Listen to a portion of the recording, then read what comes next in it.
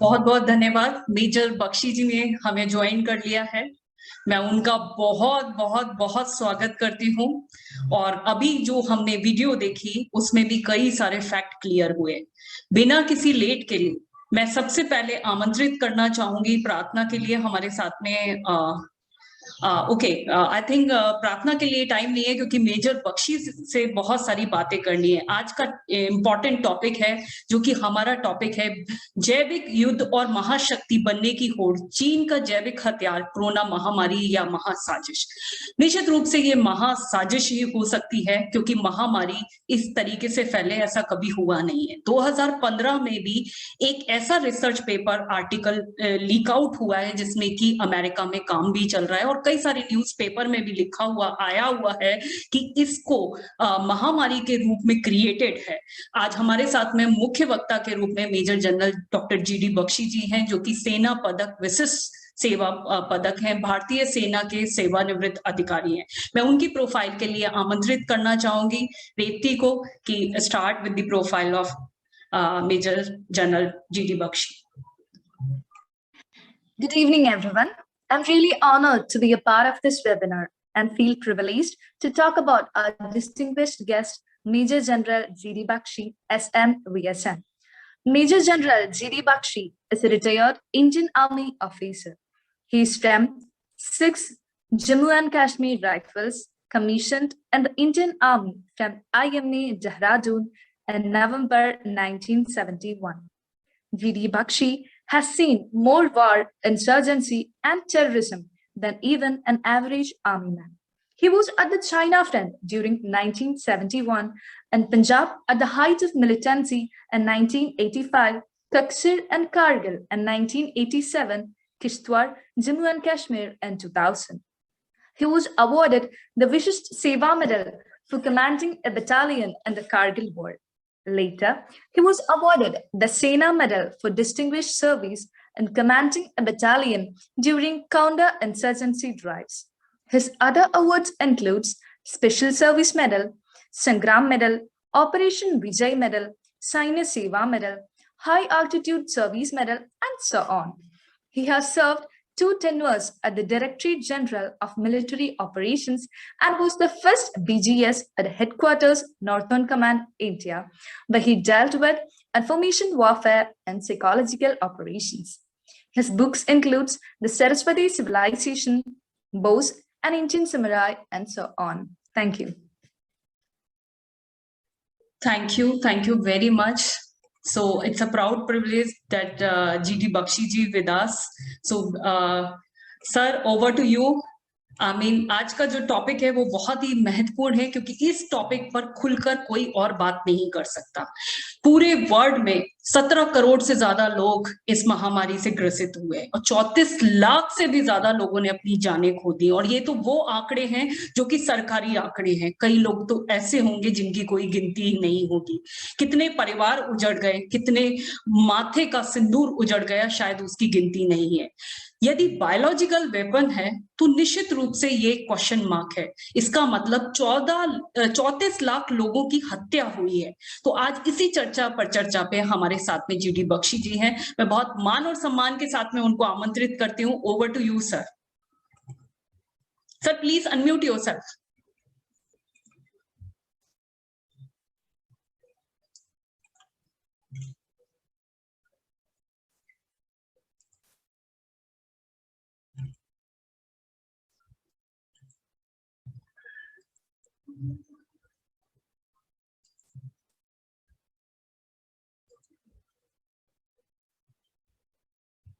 No, sir, you are not audible. Please unmute yourself. No,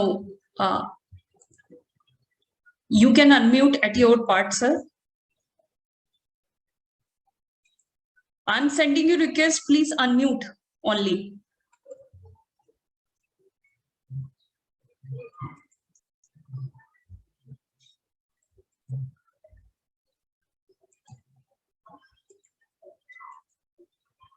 ji, technology ने भी हमें बहुत कुछ सिखाया है और इस दौर में हम बहुत कुछ नई चीजें भी सीख रहे हैं।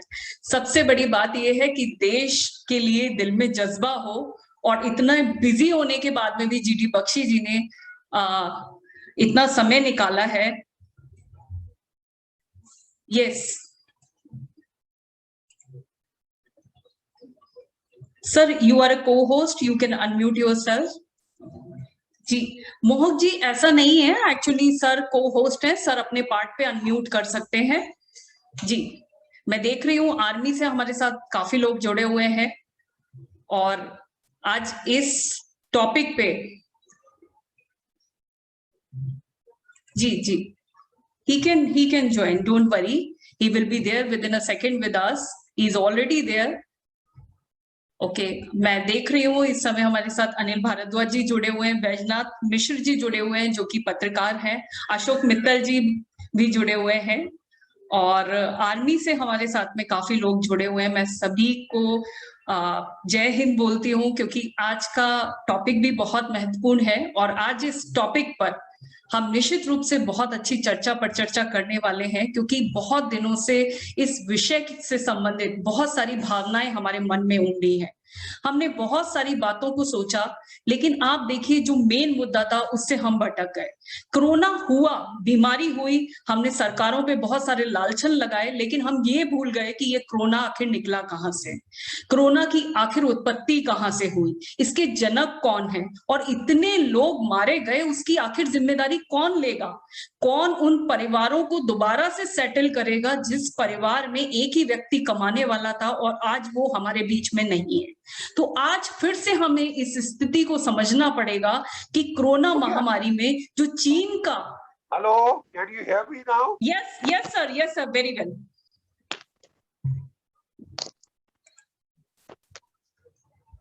Hello, yes sir, I can hear you. Thank God, thank God. चलो yes sir, please camera sir अपना सेट कर लीजिए, आपका उल्टा हो गया है कैमरा। ओहो, अब ये कैमरा उल्टा हो गया है सर, मिसाइल सीधे से उल्टी हो जाती है तो बड़ा मामला गड़बड़ हो जाता है। I can imagine. Yes sir. Sir अभी सेट नहीं हुआ है कैमरा। Yes sir.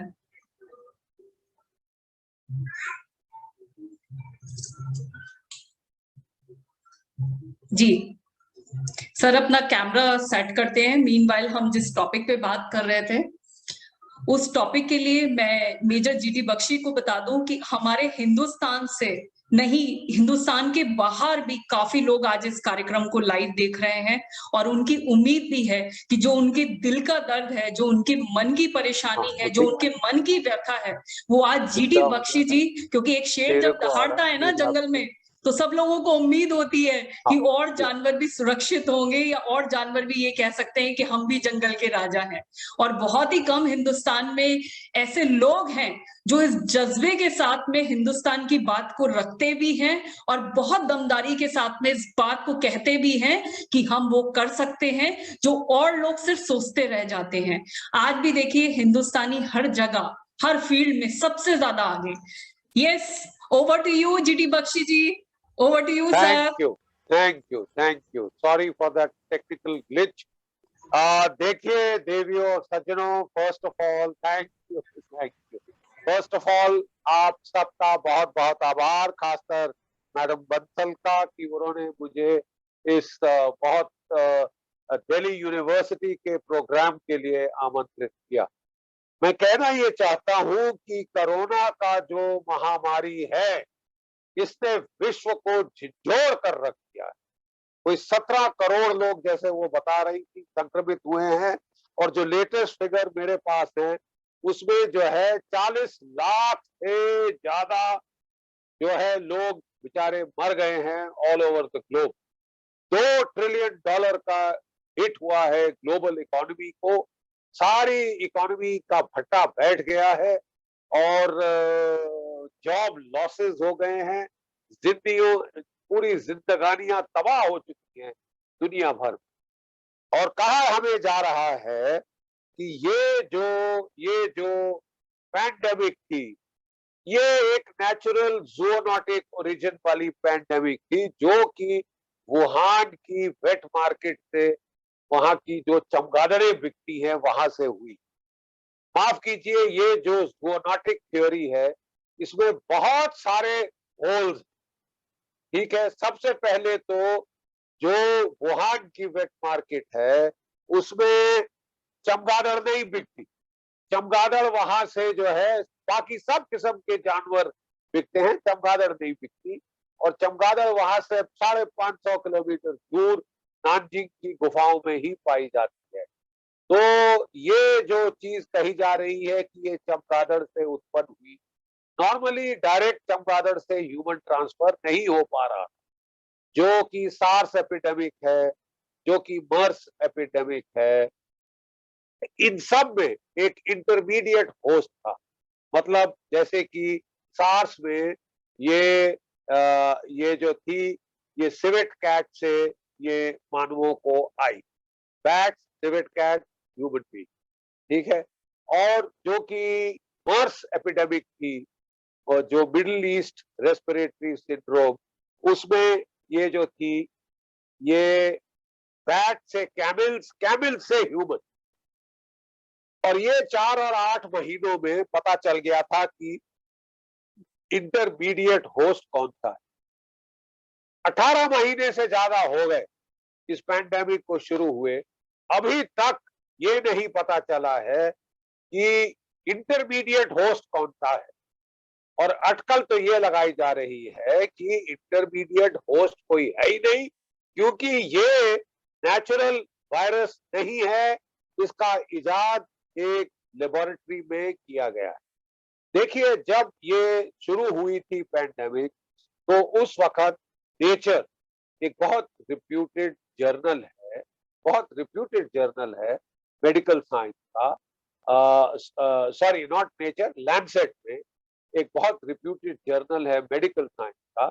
उसमें कोई 27 माइक्रोबायोलॉजिस्ट ने मिलकर एक आर्टिकल लिखा था कि साहब, इसमें चीन का कोई दोष नहीं, ये नेचुरल एपिडेमिक है, ये जो है वुहान की वेट मार्केट से ये स्टार्ट हुई।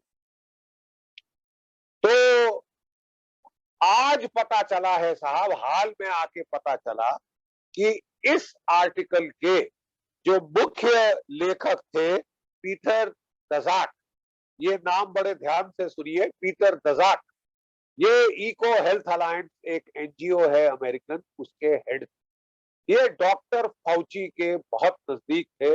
डॉक्टर फाउची आप जानते हैं, नेशनल इंस्टीट्यूट ऑफ हेल्थ के बॉस हैं अमेरिका के अंदर। अमेरिका में उन दिनों कोई 2014 से 17 की बात कर रहा हूं, उन दिनों एक रिसर्च चल रही थी जिसे कहते हैं गेन ऑफ फंक्शन रिसर्च।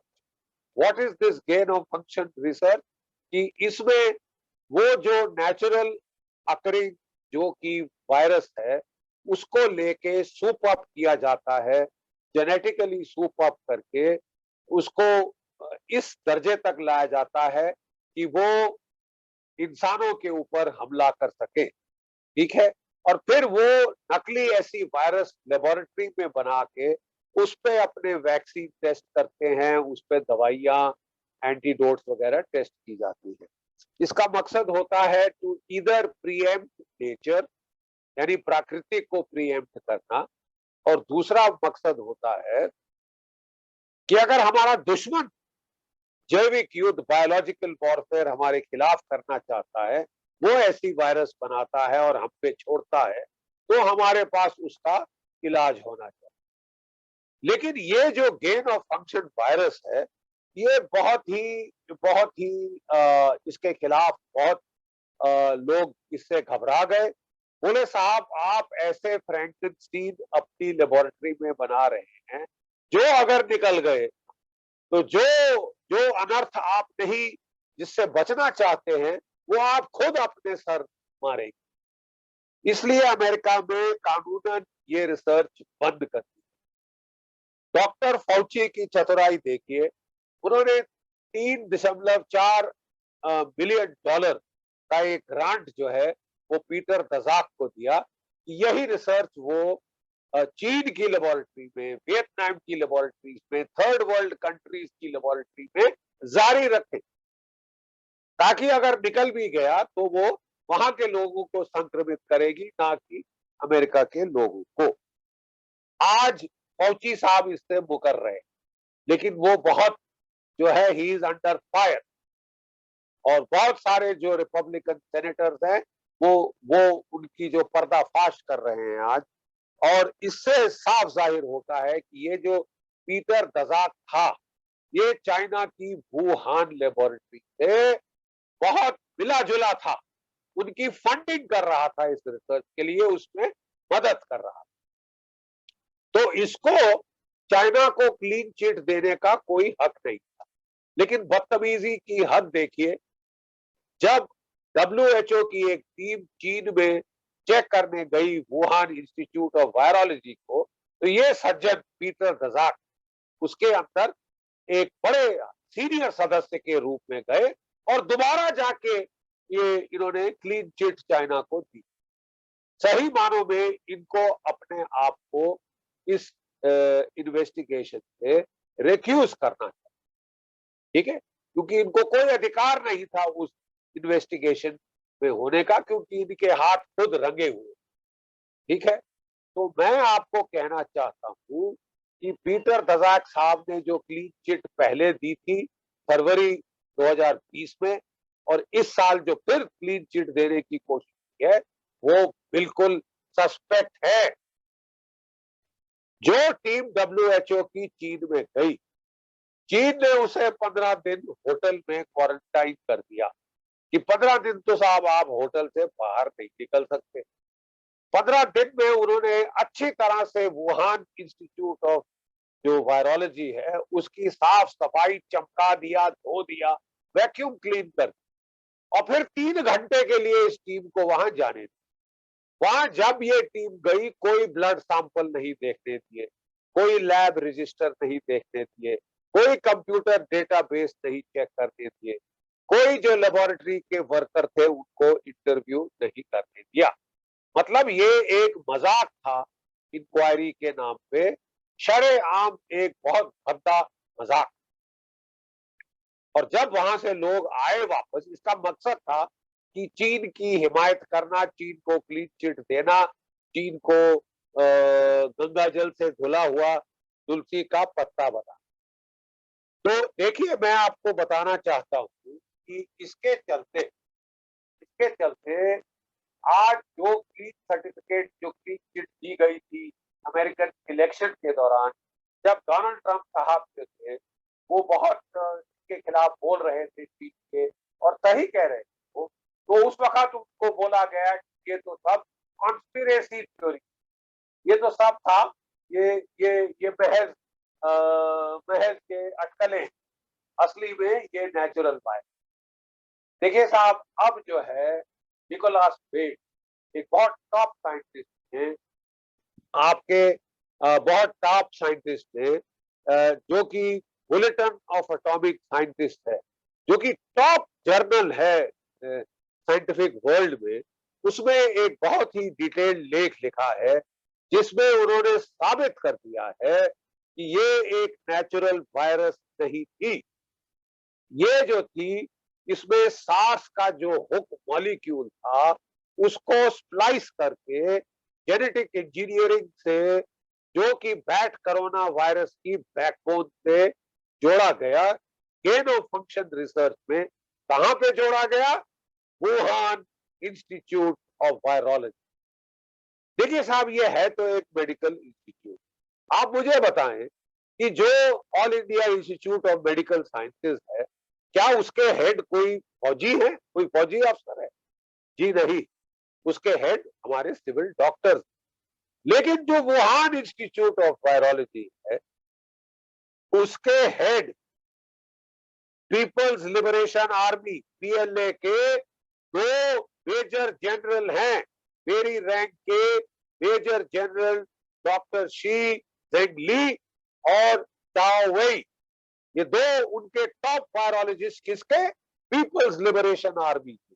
मतलब ये तमाम प्रोग्राम उनकी सेना चला रही, क्योंकि ये जैविक युद्ध का एक हिस्सा है। ये जो डॉक्टर शी जेंगली थी, इसको पैसे दिए पीटर दजाक ने, कि वो जरा बैट कोरोना वायरस पे रिसर्च जारी रखे, ठीक है। और ये पैसे की खैर चीन को कोई कमी नहीं, लेकिन मैडम शी जेंगली ने फिर नॉर्थ कैरोलिना यूनिवर्सिटी में डॉक्टर राल्फ बैरिक, एक बहुत बड़े जेनेटिक एक्सपर्ट हैं वायरोलॉजी के, उनका उनकी मदद थी। और ये जो उसने थ्योरी बनाई थी, 4 पेपर छापे थे जो कि कंप्यूटर पे आए थे, 4 पेपर छापे थे। और ये जो पेपर हैं, ये उसमें उसने बताया था किस तरह वो सार्स का प्रोटीन मॉलिक्यूल, वो हुक मॉलिक्यूल जो कि आदमियों के सेल से जाके उसको अपने आप को हुक कर लेता है और आदमी को बीमार करता है। बैट कोरोना वायरस को मौका मिलता है हमारे ह्यूमन सेल्स में घुसने का, नहीं तो वो नहीं आ सकती ह्यूमन सेल्स के अंदर। बैट कोरोना वायरस कोविड जो थी, ये बैट से ह्यूमन में ट्रांसफरेबल नहीं थी। जानबूझ के लेबोरेटरी में चीन की मिलिट्री अफसरों ने इसे बैट से ह्यूमन को कन्वर्टेबल को ट्रांसफरेबल बनाया, ठीक है। कोरोना मतलब कॉमन कोल्ड जैसा होता है, ये बहुत तेजी से फैलता है और आप लोग देख रहे हैं तभी इसने कैसी महामारी की है। और ये महामारी का कारण ये था कि एक लेबोरेटरी में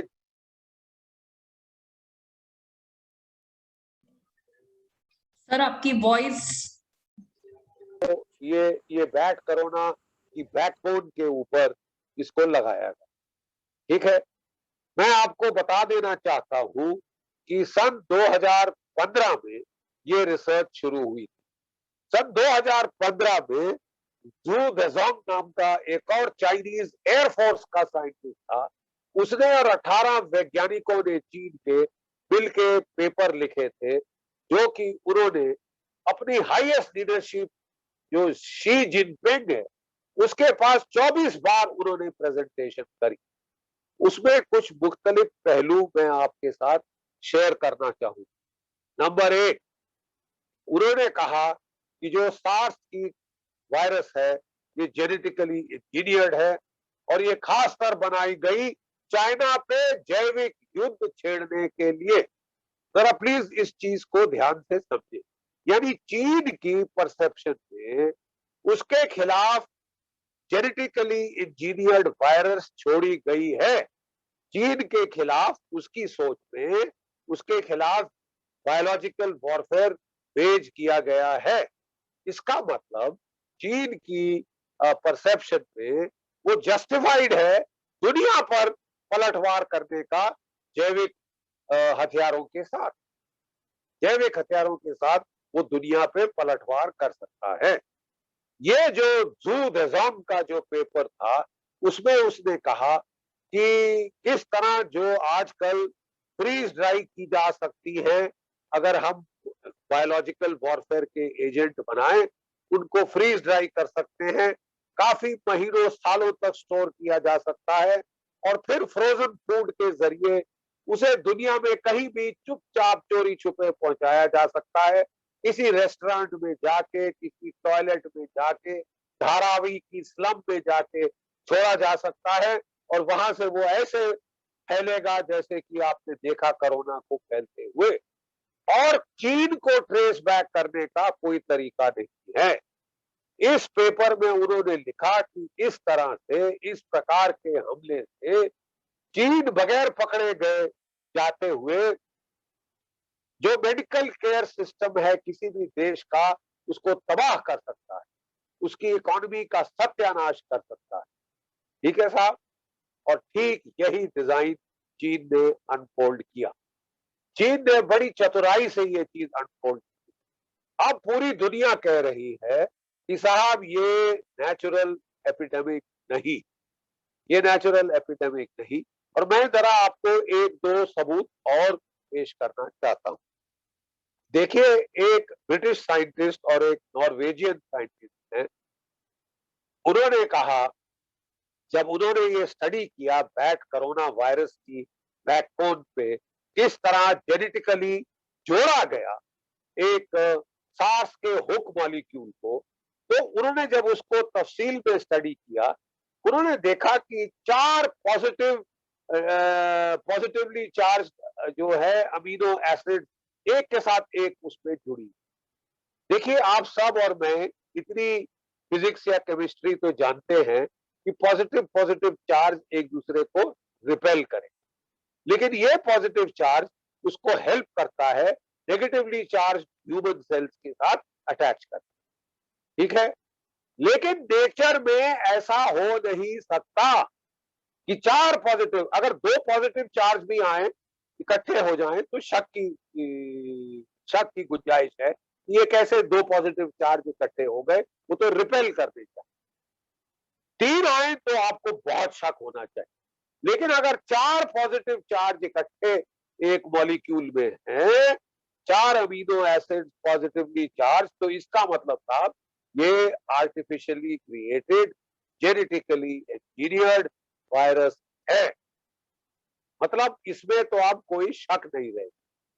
कुछ और बड़ी दिलचस्प खबरें आई हैं, कुछ और बड़ी दिलचस्प खबरें आई हैं कि साहब ये सन 2013 के अंदर वो 14 सॉरी में जो है यूनान के नानजिंग के ऊपर और वुहान के कोई 550 किलोमीटर दूर कुछ गुफाएं हैं जहां पे पुराने डिसयूज्ड कॉपर माइन थे। वो कॉपर माइन चमगादड़ों से भरे हुए, तो वहां पे जब वो साफ करने कुछ चाइना के वर्कर गए तो वो लोग बड़ी बुरी तरह से बीमार हो गए और उनके सिम्टम ठीक वही थे जो कोरोना के सिम्टम हैं। मतलब जब उनके लंग के एक्सरे लिए गए तो कोरोना के पैचेस जो धब्बे हैं वो उनके फेफड़ों में देखे गए। एकदम से शी जिन जो डॉक्टर शी जेंगली है, जो कि हेड है वुहान इंस्टीट्यूट ऑफ वायरोलॉजी की मेजर जनरल, उसने अपनी टीम भेजी और वहां से खूब सारे बैट कोरोना सैंपल, कोई 550 बैट कोरोना सैंपल लेके आई और बाद में इसी बैट कोरोना सैंपल का 96.4% मैच हुआ है कोविड-19 के साथ। और जो मैच नहीं हुआ है वो था जो कि लेबोरेटरी में जानबूझ के उससे जोड़ा गया सार्स का हुक मॉलिक्यूल प्रोटीन। थोड़ा टेक्निकल है लेकिन अब सब लोग इतने दुखी हो चुके हैं कोरोना से कि मुझे पूर्ण यकीन है कि आप समझ चुके हो। तो देखिए साहब, उनकी थ्योरी ये है, अब पूरी दुनिया कह रही है, खासकर अमेरिका में फौची साहब बहुत दबाव के अंदर है और दुनिया के और बिल क्लिंटन ने एक बार फिर कहा है कि चीन को $10 ट्रिलियन का मुआवजा देना चाहिए क्योंकि उसकी लेबोरेटरी से ये एक्सीडेंटली लीक हो गया है। हमने साहब बड़ा अध्ययन किया है अपनी फौज के, यहाँ पे मैं जो रिटायर्ड हमारे सैनिक है, और मैं आपको बताना चाहता हूं कि जब मैं सर्विस में था मैंने मिलिट्री ऑपरेशन डायरेक्टरेट में काम किया है, जहां मैं न्यूक्लियर बायोलॉजिकल केमिकल वॉरफेयर की स्टडी कर रहा था। उसका जिम्मा चार्ज मेरे पास था कि इसके खिलाफ बचाव कैसे किया जाए। ठीक है साहब, तो उस वक्त हमको चीन की फौज की एक 2 सीनियर कर्नल की लिखी हुई किताब मिली थी कि अनरिस्ट्रिक्टेड वॉरफेयर, कि अगर चीन अमेरिका जैसी महाशक्ति से लड़के जीतना चाहता है तो उसको जो है अनरिस्ट्रिक्टेड वॉरफेयर करना पड़ेगा, विदाउट रूल्स विदाउट रेगुलेशन, कोई नो होल्ड्स बार्ड। और उसमें उन्होंने कहा कि हम टेररिज्म का इस्तेमाल करेंगे, बायोलॉजिकल वॉरफेयर का इस्तेमाल, केमिकल वॉरफेयर का इस्तेमाल और information warfare, cyber warfare, crypto currency warfare, सबका इस्तेमाल करके अपने दुश्मन को बगैर लड़े घुटने टिका दे। ये तो उन्होंने लिखी थी, कोई 2019 की बात है। लेकिन उसके पश्चात कई सारी किताबें एक लेफ्टिनेंट जनरल चीन के उसने लिखी और सन 2017 में चीन की जो ऑफिशियल मिलिट्री डॉक्ट्रिन है, जिसको कहते हैं साइंस ऑफ मिलिट्री स्ट्रैटेजी, उसमें एक नया चैप्टर जोड़ा गया, किस तरह जैविक युद्ध लड़ा जा सकता है, किस तरह हम वायरस को वेपनाइज कर सकते हैं। देखिए, चीन ने बाकी दुनिया के सारे देशों के साथ मिलकर एक बायोलॉजिकल वॉरफेयर कन्वेंशन है जो कि बैन करता है बायोलॉजिकल वॉरफेयर, उसको चीन ने हस्ताक्षर किया हुआ है। जब चीन ने उसको हस्ताक्षर किया हुआ है, आप बताइए कैसे वो अपने ऑफिशियल मिलिट्री डॉक्ट्रिन में बायोलॉजिकल वॉरफेयर इस्तेमाल करने की बात कर सकता है। ये अपने आप में एक जुर्म है जिसके लिए चीन को आड़े हाथों लिया जा सकता है। लेकिन साहब, चीन ने केवल बात ही नहीं करी, उसने असली में जैविक युद्ध छेड़ दिया है। देखिए, अब खबरें आ रही हैं कि नवंबर के महीने में ही पहला जो पेशेंट था कोविड का, वुहान में चीन ने माना था कि 8 दिसंबर 2019 को हुआ था। लेकिन उसके पहले खबर है कि 3 जो वुहान इंस्टीट्यूट ऑफ वायरोलॉजी के लोग थे, वो संक्रमित हो चुके थे कोरोना में 1 महीना पहले नवंबर में। जनवरी के महीने में चीन ने एक वैक्सीन बना लिया था कोरोना का, और उसने जो है रेमडेसिविर का यूज पेटेंट फाइल किया था।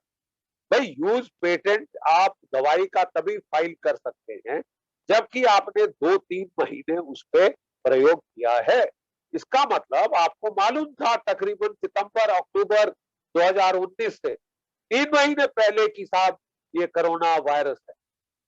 लेकिन चीन का नाटक देखिए, जब 8 दिसंबर को कोरोना वायरस फैलनी शुरू हुई, उसने बड़ा स्ट्रिक्ट लॉकडाउन लगाया, सारी आवाजाही बंद कर दी चीन के अंदर। वुहान से बेजिंग, शंघाई, ये वायरस नहीं गई। लेकिन चीन ने एयरपोर्ट वुहान के खुले रखे ताकि वहां से लोग न्यूयॉर्क जाएं, यूरोप जाएं, भारत जाएं, जापान जाएं। क्यों? क्या मंशा थी चीन की? जब अपने देश को बचाने के लिए सबकी आवाजाही रोक दी, तो मुझे बताइए कि लोगों को लगातार 25 फ्लाइट्स अ डे, एक दिन के 25 फ्लाइट जहाजों की न्यूयॉर्क जा रही, इटली जा रही, भारत आ रही थी, जापान आ रही थी, ताकि पूरी दुनिया इससे संक्रमित, और उसमें संक्रमित लोग बैठ बैठ के सब दुनिया जा रहे थे। चीन ने क्यों नहीं रोका? चीन ने दुनिया को आगाह क्यों नहीं किया? उसके उल्टे चीन ने WHO के टेड्रोस साहब से मिलकर दुनिया को इसमें धोखे में रखा। पहले उन्होंने बोला दिसंबर के आखिर में कि ये ह्यूमन टू ह्यूमन ट्रांसफरेबल नहीं है, ट्रांसमिसेबल नहीं है। और बड़े जाके जब ताइवान ने हल्ला किया, उसके बाद जाके इसको WHO ने एक पैंडेमिक जाके घोषित किया। ऑलमोस्ट तब तक मार्च हो गया था, यानी 2-3 महीने चीन ने इसको खूब फैलाया, खूब फैलाया। तो जो कोरोना वायरस का स्ट्रेन भारत में आया था, वो वुहान वाला था। वुहान में जो स्ट्रेन छोड़ा था, वो हल्के वाले, ठीक है, ताकि चीनियों को खुद ज्यादा नुकसान ना हो, ठीक है। और वो जो स्ट्रेन जब भारत में आया तो फैला तो बहुत, लेकिन उससे नुकसान इतना नहीं हुआ। फर्स्ट वेव में इतनी मौतें नहीं हुई। फिर हैरत की बात यह है कि हालांकि ये वायरस वुहान में शुरू हुई थी, क्या वजह है कि ये चीन में म्यूटेट नहीं हुई? क्या वजह है कि केवल चीन के दुश्मन देशों में ये वायरस म्यूटेट हुई है? सेकंड म्यूटेशन, थर्ड म्यूटेशन की बात हो रही है, वो भारत में हुई, जापान में हुई, वो ब्राजील में हुई, वो इंग्लैंड में हुई, लेकिन चीन में नहीं हुई। ये कैसी हैरत अंगेज बात है? भारत में हुई, साउथ एशिया में, पाकिस्तान में नहीं हुई, बांग्लादेश में नहीं हुई, श्रीलंका में नहीं हुई। ये खास भारत में क्यों हुई? क्योंकि ये जानबूझ के ये सेकंड म्यूटेशन इसलिए बनाई गई कि पहली म्यूटेशन से भारत का खास नुकसान नहीं।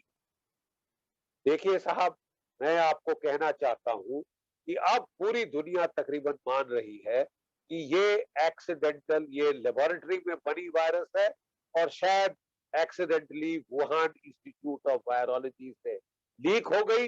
लेकिन चीन ने जानबूझ के इस पे पर्दा करना चाहा, इसको छुपाना चाहा, और पूरी दुनिया को संक्रमित होने दिया। तो चीन कल्पेबल है, लेकिन जो मैं इल्जाम लगा रहा हूं वो उससे आगे है। देखिए, द्वितीय महायुद्ध में जब जर्मनी ने पोलैंड पे हमला किया था, उन्होंने अपने ही पोस्ट पे दुश्मन की ड्रेस डाल के हमला किया था और उसका बहाना लेके युद्ध शुरू कर दिया था पोलैंड से। ठीक ये 1939 की बात।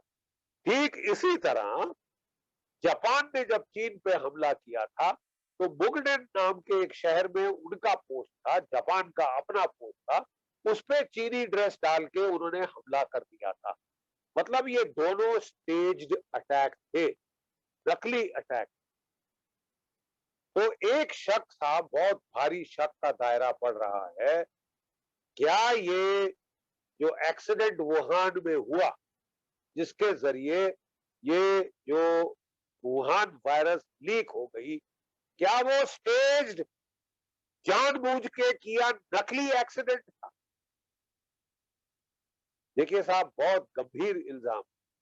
यानी चीन ने जैविक युद्ध के तौर पे ये जानबूझ के बायोलॉजिकल वॉरफेयर छोड़ा।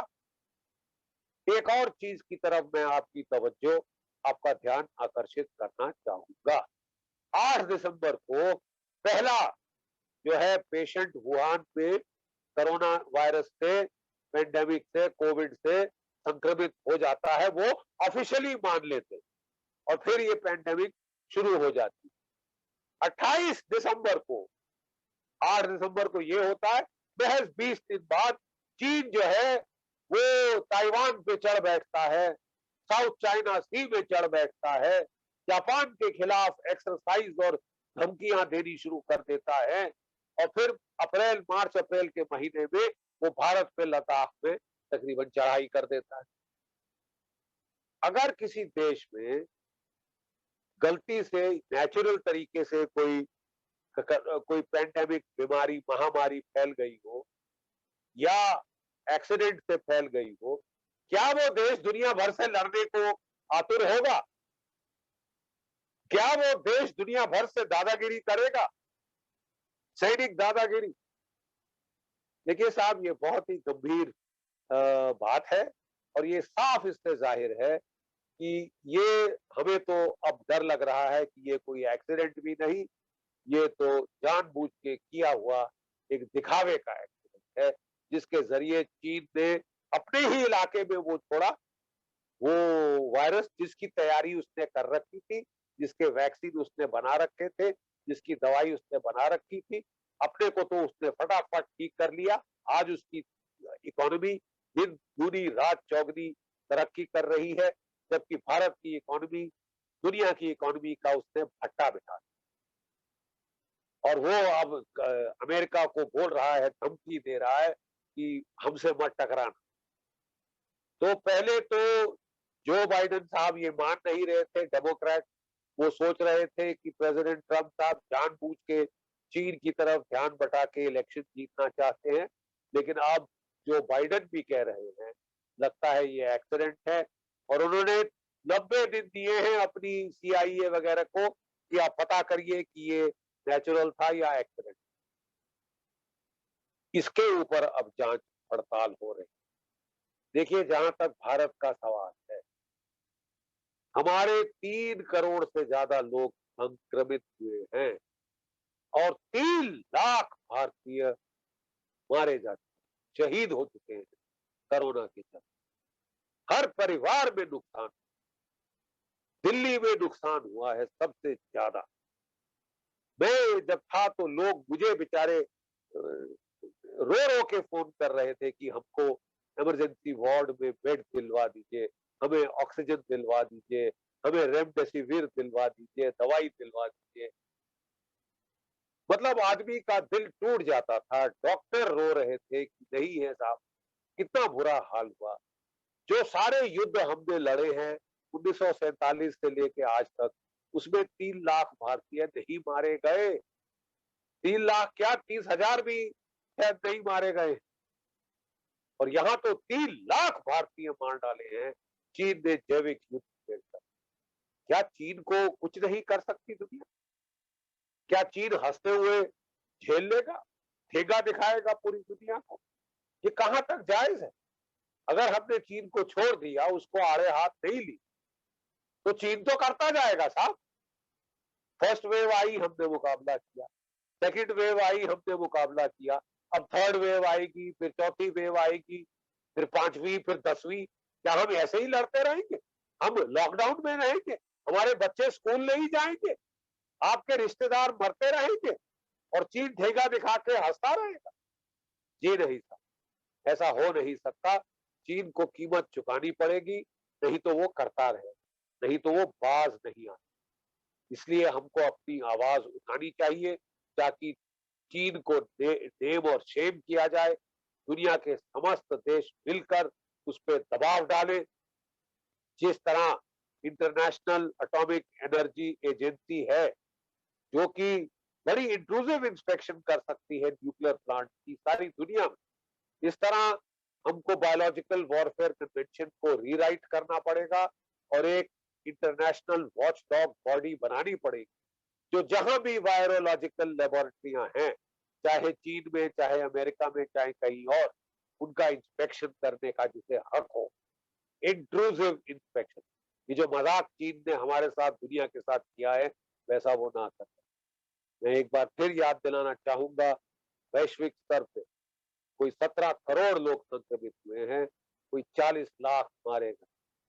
भारत, हमारे देश के स्तर पे कोई 3 करोड़ लोग संक्रमित हुए हैं और कोई 3.5 लाख से ज्यादा लोग मर चुके। कौन इसका जिम्मेदार? कौन इसकी जिम्मेदारी देगा? क्या हम चुपचाप से डर के मारे चीन को आड़े हाथ नहीं लेंगे? चीन बहुत ताकतवर है। ये किस किस्म की बुजदिली? ये बहुत खराब, ये बहुत ही कायराना हरकत होगी, क्योंकि इससे चीन को प्रोत्साहन मिलेगा कि वो करता जाए, दुनिया को बीमार करे, बगैर एक गोली चलाए हमारी इकोनॉमी का सत्यानाश करे, हमें घुटने टिका दे बगैर लड़े। चीन, आप जानते हैं, गलवान में पिछले साल पिटा, उसको समझ आ गया कि वो लड़ाई के मैदान में हमारे बहादुर सिपाहियों से लड़ नहीं सकता। क्या ये तरीका जैविक युद्ध के जरिए? ये तो बहुत ही घृणात्मक कार्रवाई। This is a crime against humanity. Hitler के पास भी द्वितीय महायुद्ध में बहुत सारे जैविक हथियार थे, केमिकल हथियार थे, लेकिन उसने एक का भी इस्तेमाल नहीं किया। चीन, अभी कल चीन ने अपनी 100वीं शताब्दी मनाई है अपने कम्युनिस्ट सरकार। क्या चीन की कम्युनिस्ट सरकार इस तरह का जेनोसाइड करे, जिसमें 4 बिलियन दुनिया के लोग मारे जा चुके हैं और मरते जा रहे हैं, तो उसका कोई अंत नजर नहीं आ रहा साहब? नहीं, मैं समझता हूं अब समय आ गया है कि आप और मैं अपनी आवाज उठाएं, दुनिया अपनी आवाज उठाए, दुनिया के देश मिलकर चीन पे दबाव डालें। अच्छा भारी दबाव डालना पड़े। इतना कहकर मैं अपनी वाणी को विराम दूंगा। जय भारत, जय हिंद। अगर आपके कोई प्रश्न हैं तो I like to take them. Thank you. Major general GD Bakshi ji, आपने जो फैक्ट हर हिंदुस्तानी के दिल में था, उस हर फैक्ट को आप सामने लेकर आए हैं।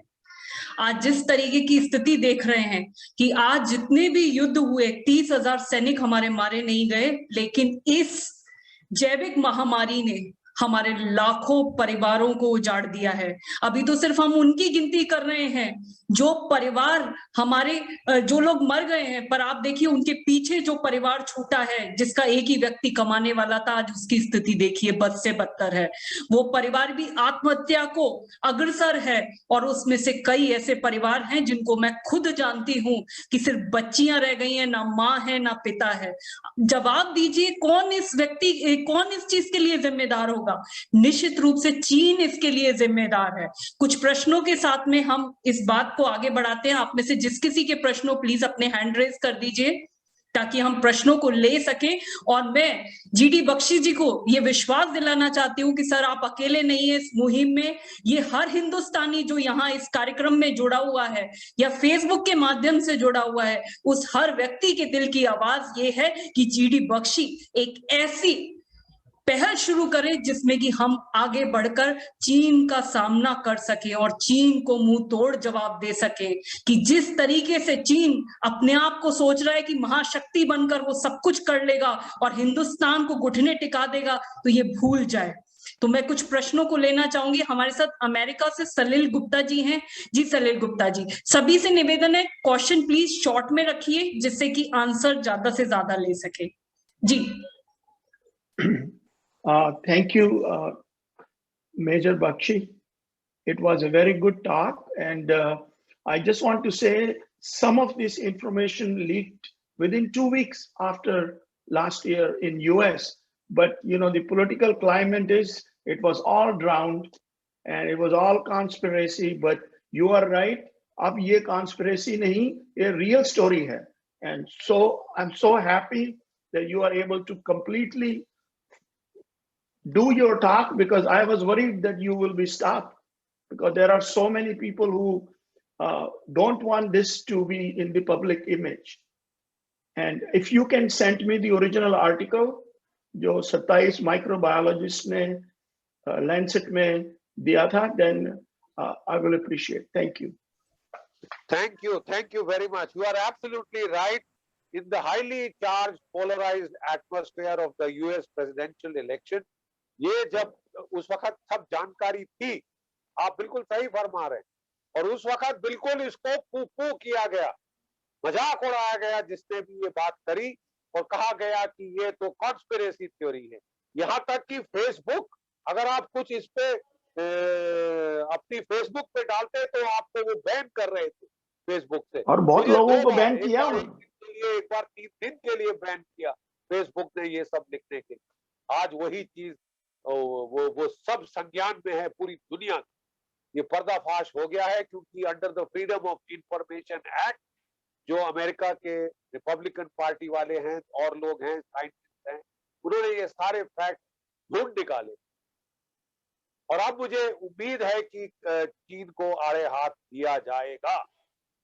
और ये जो पेपर है लैंसेट का, आप जरा लैंसेट पे जाएं और आप सीधा गूगल करें पीटर दज़ैक के नाम पे, तो आपको ये पेपर आप खुद डाउनलोड कर सकते हैं। I try and send it across to you. मेरे को उनका नाम भेज दीजिए, मेरे को नाम अभी पूरा चित्र समझ में नहीं आ रहा। निकोलस वेड का भी एक पेपर है एटॉमिक बुलेटिन ऑफ साइंटिस्ट में, जिसमें उसने पर्दाफाश किया है, वो फैक्ट लिया आपने। जय हिंद। जय हिंद। जय हिंद जी। नेक्स्ट मदान जी, जी अपना क्वेश्चन पूछिए। Please unmute yourself. Yes, can you hear me now? Yes. Yes, thank you, Bakshi Saab. I have no words to describe how grateful we are to you for your services. Thank you, salute. Thank you for your services. So I'm a scientist here working in the US. I'll just say 2 things. If everybody has access to the internet later on, please go and check the video of Dr. David Asher from the Hudson Institute. According to him, we don't need any more evidence than what we already have. Even in 2016, when China refused to declare coronaviruses as part of their research work in the biological weapons convention, that was ample evidence that they were doing something very sinister and very suspicious. Uske baad, they have done many things, like they kicked out a French company which helped them build the BSL-4 lab in Wuhan. That was another red flag. This was actually recorded by the French intelligence as a possible symptom of weapons program. And in spite of that, people ignored all these warning signs and went ahead and collaborated with them. Forget about everything else. The very fact that it is an extremely repressive regime persecuting its own people is ample evidence not to transfer this kind of deadly technology to them. So David Asher is the name. David Asher, A-S-H-E-R. He's just Google his or go on YouTube and listen to his videos. Spine chilling. You'll get goosebumps. It's extremely frightening. He also says that he cannot go on record because there are some classified information, but he gave some hint that there are some terrorist groups that have been taking an interest in gain of function research.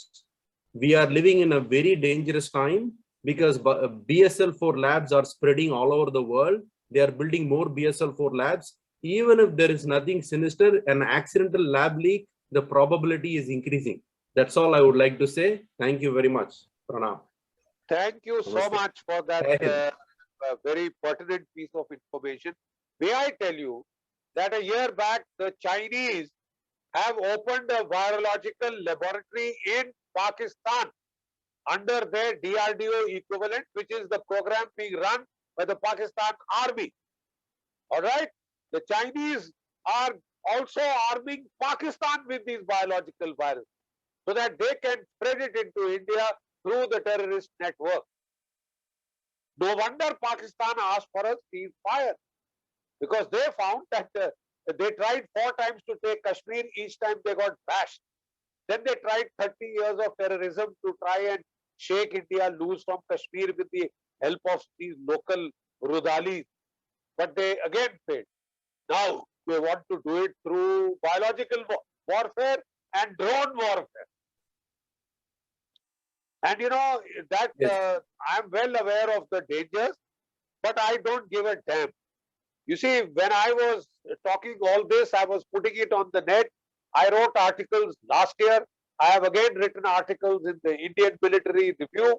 I have written articles in the Sunday Guardian giving details. Those of you who want to check can go to the Sunday Guardian website and check my articles on staged accident, accidental release or staged accident at Wuhan.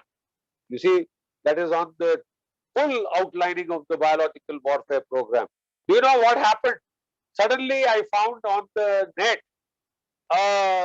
obituary, my obituary, with my photograph in full military uniform, medals and everything.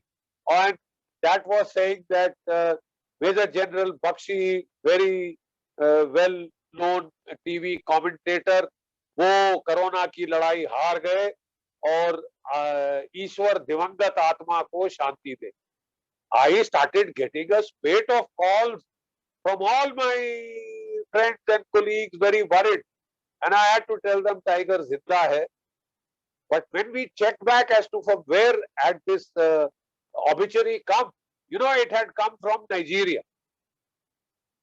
I don't know how many people know Hindi in Nigeria, but that is from where the intelligence agencies route their messages in case they want to not be found out. So they route it through countries like Nigeria. So either it was China or Pakistan. I am happy that my name is registered in the Chinese camp, the enemy camp of China or Pakistan. It's good for a soldier to be listed in the enemy camp, and that means they are quite unhappy with me. But to hell with them. I think somebody has to speak the truth. The truth must be known to all. We cannot lump it. 3 lakh Indians dead is not small change. Is not something that our government can show any level of hesitation or temerity. We must act in concert with all the global powers, and even India by itself can do damage on the border. The Chinese have realized that. We can hit them back. We must, if they are guilty of this, they must be held to account. Thank you. Sir Thank you very tiger much, जिंदा है, tiger जिंदा भी रहेगा, और tiger जब तक है, जब तक पूरे जंगल में कोई आंख उठाकर भी नहीं देख सकता. तो मेजर जीडी बख्शी हमारे वो टाइगर है. टाइगर कहे कि हम पूरे देश की शान है कि जीडी बख्शी जब तक अपनी बात को रखते रहेंगे, हर हिंदुस्तानी ये विश्वास रखेगा कि उसकी आवाज को बुलंद करने के लिए मिस्टर बख्शी हैं. तो सर आपको कुछ नहीं हो सकता. यदि कहते भी, हमारे शास्त्रों में भी कहा गया है, यदि किसी की मृत्यु की झूठी खबर उड़ा दी जाती है तो उसकी उम्र और ज्यादा बढ़ जाती है. तो आपको तो 150 करोड़ हिंदुस्तानियों की दुआएं पहले से ही लग चुकी हैं sir. Thank you very much. जी ओके, नेक्स्ट क्वेश्चन मैं अभिषेक कुमार से ले लेती हूँ. जी अभिषेक.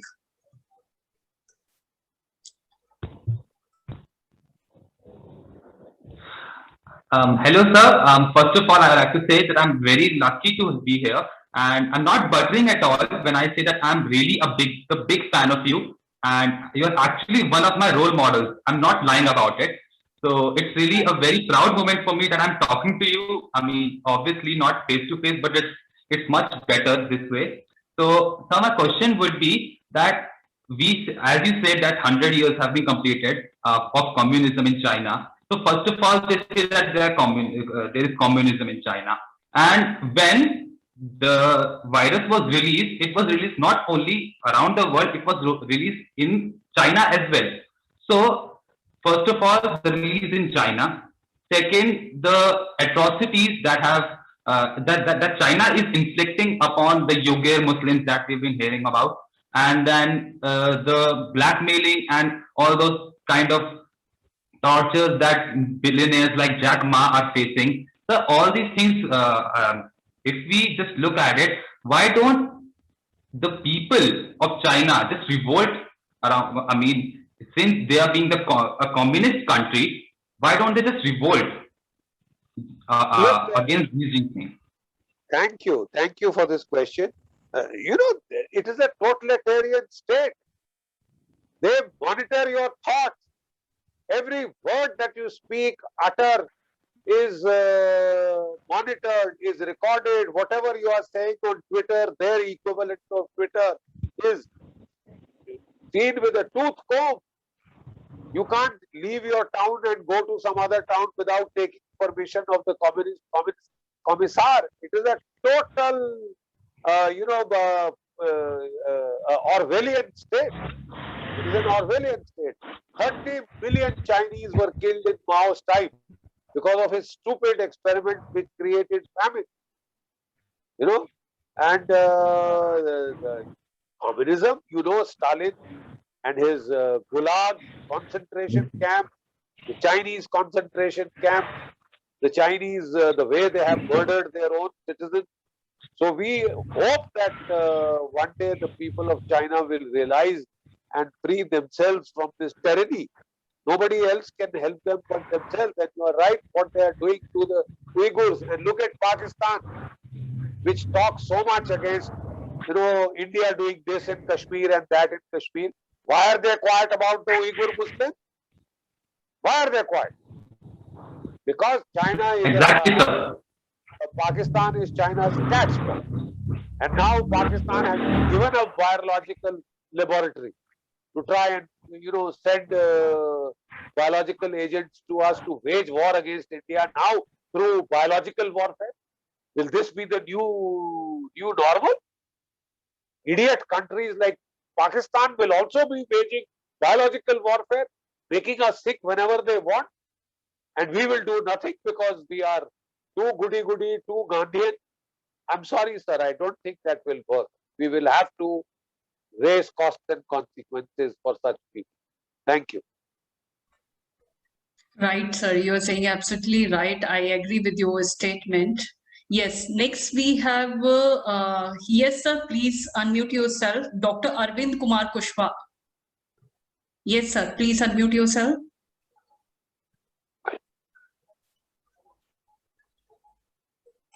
Yes, unmute yourself, Dr. Arvind. Yes. Yes. Ma'am, I have a question. Why China does not follow any type of the international treaties like Geneva treaties? Yeah. Why doesn't China not follow any type of the international treaties like a Geneva Convention? Please reply me. Look, China has been flagrantly violating international rules of conduct. You would recall that Philippines had taken China to the International Court of Justice. And the International Court of Justice had ruled against China and in favor of Philippines. And it had said that all China's claims to the South China Sea are untenable. They are wrong. They are incorrect. China showed sheer contempt for the ruling of the International Court of Justice. China is trying to tell the world, jiski lathi uski bhand. But China was made to pay a price. Today, 4 American aircraft carrier battle groups are operate in South China Sea, near Taiwan, East China Sea. The French have sent their aircraft carrier battle group. The British aircraft carrier battle group is heading there. Indian ships, Japanese ships are there. So China has had to pay a price because the world got together, the Quad got together. So I am very sure that we need a absolutely stringent investigation to find out if China is culpable. China is culpable. There is adequate evidence already in the open sources. So we need to now use the intelligence agencies to ascertain this. And if China is culpable, please don't forget that an American lawyer has filed a $20 trillion suit against China in the American Supreme Court. President Donald Trump had asked for $10 trillion compensation from China. But China can't be allowed to get away. China can't murder 4 billion, 40 lakh global citizens for no rhyme or reason. I mean, this is amazing. We will have to get together and act, and when the world so decides, it can put China under pressure. It can take the business away from China. It can take the supply chains away from China. It can put economic sanctions on China. Thank you. Thank you, sir. Today we will, okay, last question. Okay, Sunana, yes. Hello, sir. Respectful greetings, first of all. I would like to have a short and quick question that, as you have said before, that plenty information is available against China in open source platform. So what is keeping the international community from an immediate action? And can there be a permanent solution for something like China? Thank you. Fear and cowardice. What is keeping the international community? Fear and cowardice. But once they overcome their fear, they decide to get together and they decide to act. China will be forced to correct its aberrant behavior. China is feeling the heat already. I hope you heard the speech yesterday of Xi Jinping. He had put on a Maoist suit and he was threatening to break the heads of anybody who wants to fight with China or punish China. They are guilty. Their guilty conscience is showing, and they are threatening all and sundry. Nobody uses language like we'll break your heads on the steel wall of 1.4 billion Chinese people. We are also 1.4 billion Indians. We don't like the fact that 3 lakh Indians have been murdered. We don't like the fact. And as Madam Bansal very rightly pointed out, not just 3 lakh Indians killed, their families ruined, orphaned, boys and girls without their mom and dad. There is nobody to adopt them. That is the stage they have brought us. What has happened to your economy? It has been ruined. And every time it starts reviving, we get another wave. So we have to get together. We have to overcome our fear and our beautiful Gandhian, nonsense that we like to pride ourselves over, that if somebody slaps us on one cheek, we'll turn the other. Say that to the people whose relations, whose father, mother have died. Say that to those people and say, you are a great Gandhian. You disgust me if you are a Gandhian in such situation. Even Gandhiji had said that non-violence is not cowardice. This is cowardice. Thank you. Thank you, Major Bakshi. You are saying absolutely right. वो गांधीवादी समय बदल गया. ये बदला हुआ हिंदुस्तान है. ये आज का हिंदुस्तान है. ये घुसेगा भी, मारेगा भी, सर्जिकल स्ट्राइक भी करेगा, और यदि किसी ने आंख उठाकर देश की तरफ देखा तो ये बता भी देगा कि हम किसी से कम नहीं है. तो आज वो समय आ गया है कि इस महामारी के युग में हम चाइना के खिलाफ पूरे देश में मोर्चा खोलें. और सर, मैं आपको पूरे विश्वास के साथ में ये बताना चाहती हूँ कि हमने जब इस प्रोग्राम को कंडक्ट किया, इसके साथ में हमने एक फॉर्म अटैच किया था. 1000 and 1000 people उन्होंने लिखा कि हम बिल्कुल स्पष्ट चाहते हैं कि चाइना के हर प्रोडक्ट का बहिष्कार किया जाए, हमारी सरकारें उस पे कड़े कानून उठाएं, हमारे जो मिलिट्री के लोग हैं वो उस पे आवाज उठाएं, और ये वेबिनार सिर्फ एक दिन या 1 घंटे का नहीं होना चाहिए, हर रोज होना चाहिए, हर दिन होना चाहिए। इतनी लाखों की लाखों लाशें जो हमारे देश में बिछी हैं, उसकी हर एक व्यक्ति की जिम्मेदारी चाइना की है, और उनको इस चीज का जवाब भी देना पड़ेगा। और कॉम्पनसेशन हमारी सरकारें क्यों दे, चाइना क्यों ना दे? जब वो इस तरीके के काम वुहान में कर रही है, इस तरीके का उन्होंने लैब में किया और उन्होंने प्रॉपर उसकी इंफॉर्मेशन भी नहीं दी, और जब इस तरीके से ये फैल गया तब हाथ खड़े कर लिए। और उसके बाद में आज जब हमारा देश फर्स्ट वेव में वैक्सीन पूरे बाहर भी भेज रहा था, आज चाइना जानबूझ के लोगों की हेल्प कर रहा है ताकि पड़ोसी मुल्क से भी हमारे रिश्ते उस तरीके के ना रहे, क्योंकि इस थर्ड वेव में हम लोग बहुत कमजोर हो गए हैं, फाइनेंशियल रूप से, इमोशनल रूप से। और वास्तव में आपने सही कहा सर, कितने बच्चे हैं जो स्कूल तक नहीं जा पा रहे, आज देखिए उनकी फिजिकल एक्टिविटीज खत्म हो गई हैं। हम देश के भविष्य को क्या देने जा रहे हैं? तो आज इस सभी चर्चाओं पे सबको चिंतन करना पड़ेगा और एकजुट होकर, क्योंकि ये कार्यक्रम मेजर जीडी बख्शी का नहीं है, डॉक्टर सपना बंसल का नहीं है, ये हर एक हिंदुस्तानी की नैतिक जिम्मेदारी है।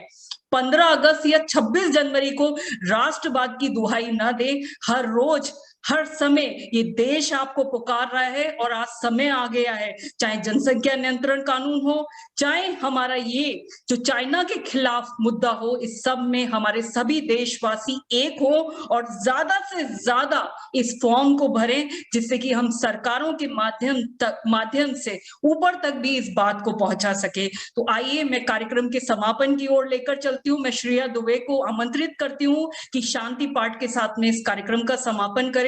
Shreya, over to you. Thank you so much, ma'am. We all are aware of the condition of our country. Our family is suffering from this COVID pandemic, and we fought very well till now, and we will win. So, related to this, I would like to sing a song which might motivate us, and will do very well in future as well. धूम तो ना तेरे नाना, धूम तो ना तेरे नाना, ये हौसला कैसे झुके, ये आरज़ू कैसे रुके, ये हौसला कैसे झुके, ये आरज़ू कैसे रुके। मंजिल मुश्किल तो क्या, धुंधला साहिल तो क्या, तन्हाई दिल तो क्या हो।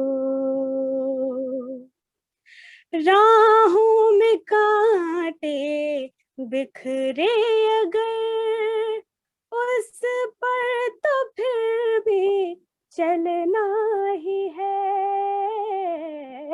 शाम छुपा ले सूरज अगर, रात को एक दिन ढलना ही है। रुत ये ढल जाएगी, हिम्मत रंग लाएगी, सुबह फिर आएगी हो।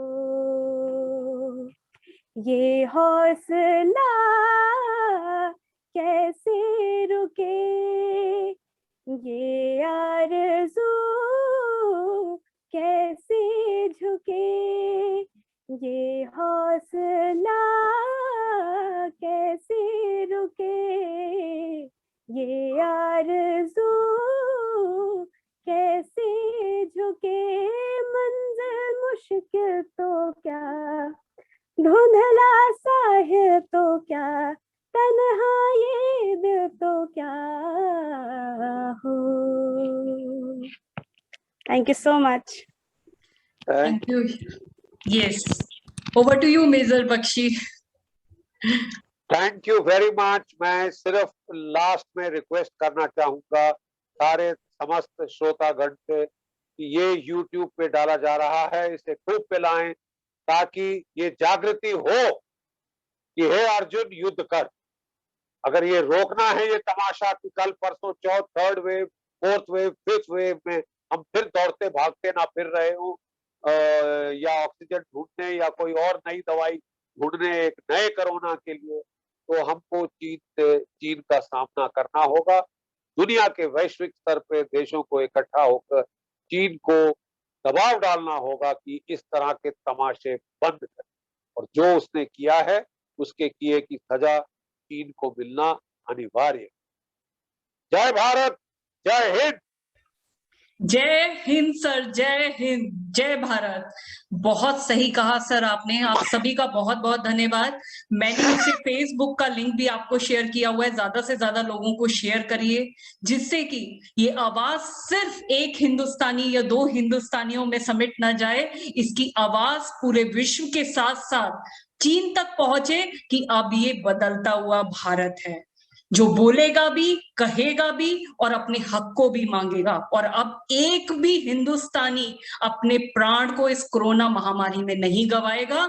ये तो चीन की जिम्मेदारी बनती है कि अब वो मुआवजा भी दे और हमारे देश के लिए जो उसने किया है उसके लिए वो जाग जाए। इन्हीं सब बातों के साथ में मैं आप सभी का धन्यवाद करती हूँ, और हमारे जितने भी फौजी भाई इस कार्यक्रम से जुड़े हुए हैं मैं तहे दिल से उनका भी बहुत बहुत धन्यवाद करती हूँ, क्योंकि आपने ही हमारे मस्तिष्क को हमेशा ऊंचा रखा है। और हम गर्व से कह सकते हैं कि हिंदुस्तान की फौज वो फौज है जहां भ्रष्टाचार नहीं है, वो फौज है कि आज हम घरों में सुरक्षित बैठे हुए हैं तो उसका क्रेडिट आपको जाता है। आज एक बच्चे को यदि माँ प्यार से सुला पाती है क्योंकि उसको पता है कि सरहदों पे जो फौजी है वो उसके लिए खड़ा हुआ है।